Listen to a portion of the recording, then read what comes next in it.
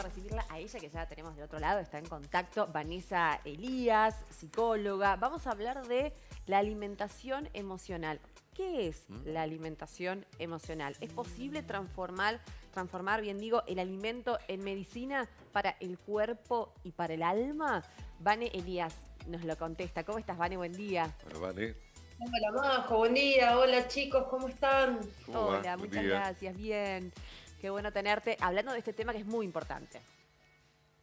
Sí, además vieron que se acerca el veranito, el calor Mm, y empieza como una locura social en relación Sí, a dietas, sí. a no sé, tratamientos, a un montón de cuestiones que tienen que ver con la relación que tenemos con la alimentación, pero que se pone mucho más de manifiesto cuando sentimos que nuestra imagen queda más expuesta por ahí, ¿no?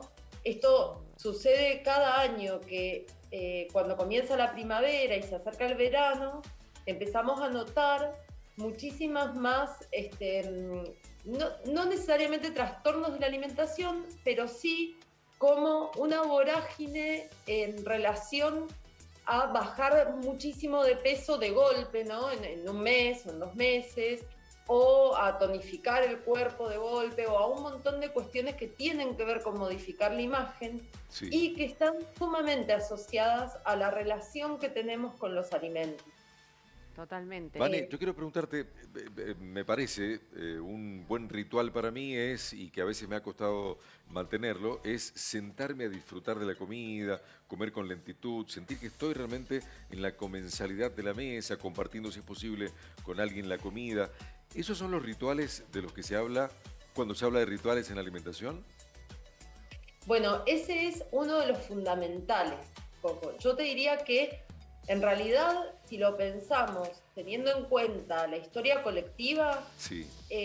la alimentación implicaba un ritual desde la siembra, ¿sí? O Ajá. sea, pensemos que eh, hasta hace no tanto tiempo atrás no existían los supermercados o las verdulerías, no es que íbamos a comprar a un negocio, sino que en general la gente lo que hacía era en los patios de las casas tenían sus huertas, tenían árboles frutales, ¿no? Había toda otra relación, criaban animalitos, ¿no? La gente que hoy come carne, por ejemplo, yo recuerdo a mis abuelas que tenían gallineros, tenían Claro. corrales en sus propias casas, Sí. ¿sí?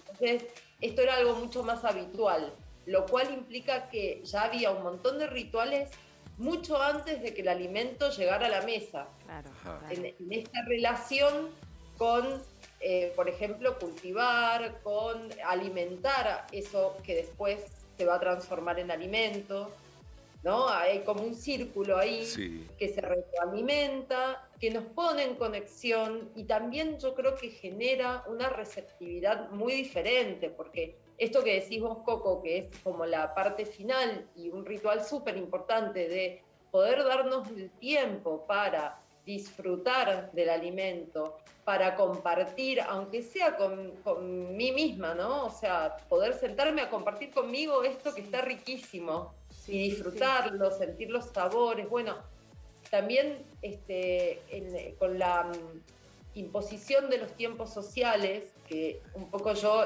en este programa he hablado de esos ritmos, cómo Sí. se imponen y nos atraviesan y obstaculizan un montón este entendimiento ritual con muchas cosas, ¿no? Y bueno, el alimento no queda por fuera.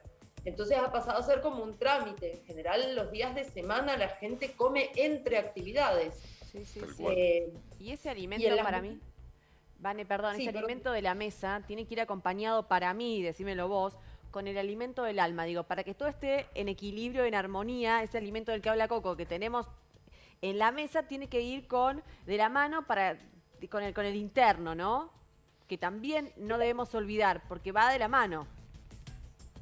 Absolutamente. El alimento es alimento para el alma. ¿Por qué? Porque eh, los alimentos que ingerimos van a afectar nuestro mundo emocional.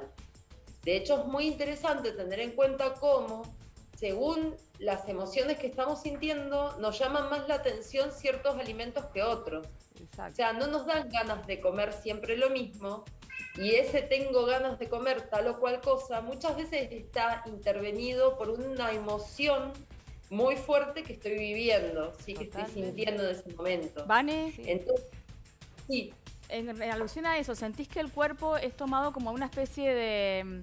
donde lo emocional hace catarsis de alguna forma, se lo castiga por exceso, por defecto a la hora de alimentarnos? Es como esa cosa de siento vacío, me siento triste y me alimento mal o tengo un problema alimentario. O sea, lo emocional va a parar siempre ahí, a lo alimentario. ¿Y por qué? ¿Por qué castigamos al cuerpo de alguna forma? sí, Anita, qué bueno que abrís esta pregunta. Yo creo que hay varios porqués. O sea, la nutrición es la primera relación de amor que tenemos en realidad, porque tenemos que pensar que la nutrición tiene que ver con el amamantarnos.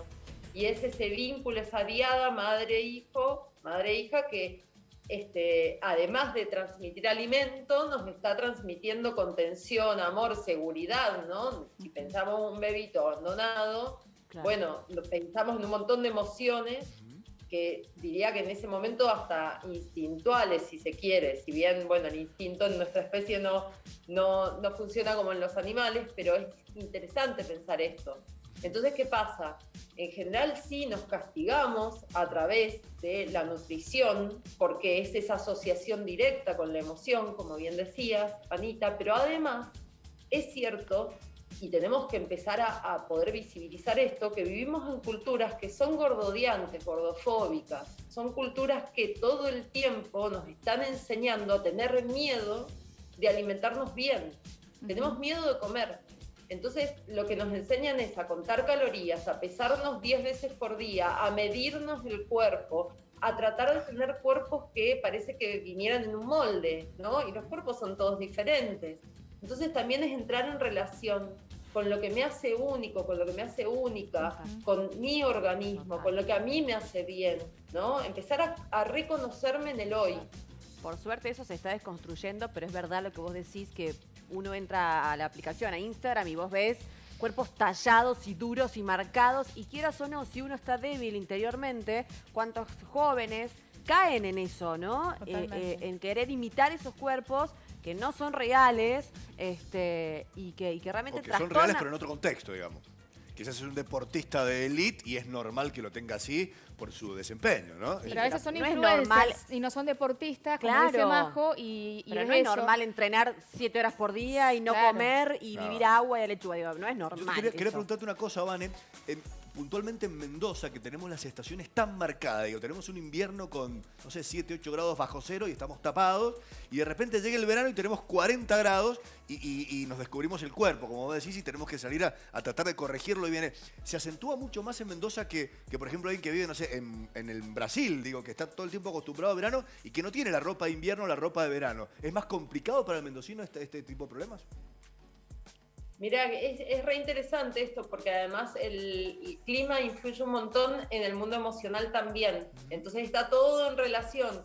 Es interesante poder empezar a ver eso también, que los asuntos que tenemos que trabajar no están aislados. Tenemos que tomar un poco todo el contexto, la periferia y lo que se entrelaza.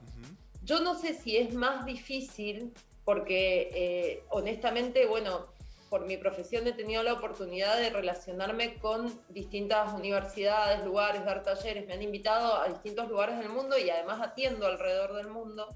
Y estas son temáticas que nos afectan igual, la verdad que más allá del clima que vivimos, etcétera. Lo que pasa es que sí es cierto que por ahí, por ejemplo en Mendoza en particular, el impacto del cambio de estación es mucho más abrupto, ¿no? Claro, Entonces es como que a veces el invierno y otoño nos esconde, nos solapa, y después en primavera-verano esto aparece con otra intensidad. Pero a mí me parece importante contarles lo siguiente.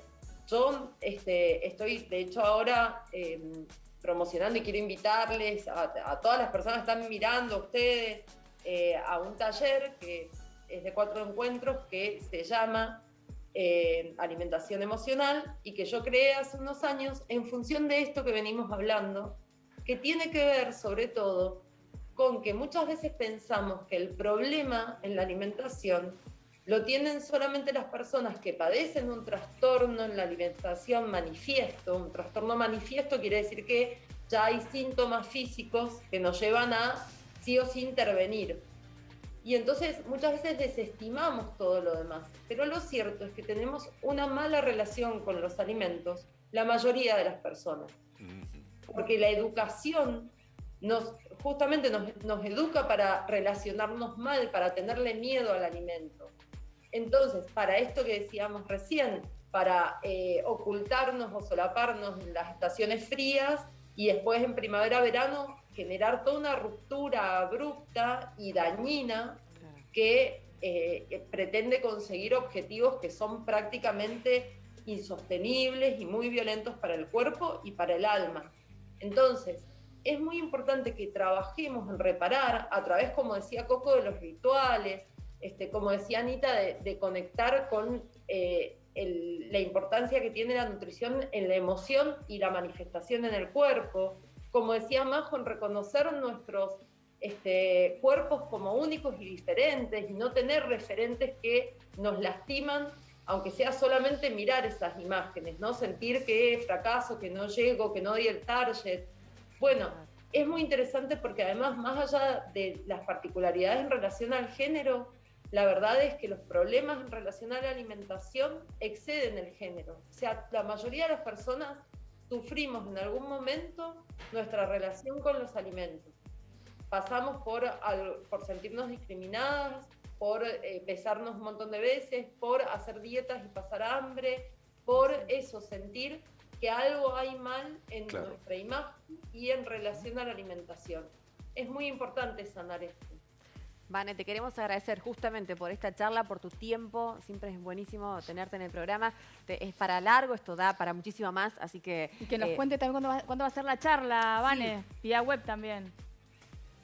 Bueno, este es un taller que se da en 4 encuentros, de manera virtual, porque lo doy alrededor del mundo. Para inscribirse pueden escribirme a mi mail, que es psico.vanessaelias@gmail.com. Y si no, también pueden contactarse por Instagram, que es @licvanelias, y así yo les facilito toda la información, los valores, los días, horarios, y más o menos el mecanismo de trabajo. Pero la verdad es que la idea, y lo que me parece hermoso, es que es un trabajo grupal en donde empezamos a espejarnos y vemos que esto que me pasa no me pasa solamente a mí. Eso también es muy reparador. Cuando sé que no estoy sola o solo en el camino, es muy reparador. Totalmente. Gracias, Vane. Te mandamos un beso enorme. Gracias a ustedes. Beso enorme. Un placer como siempre.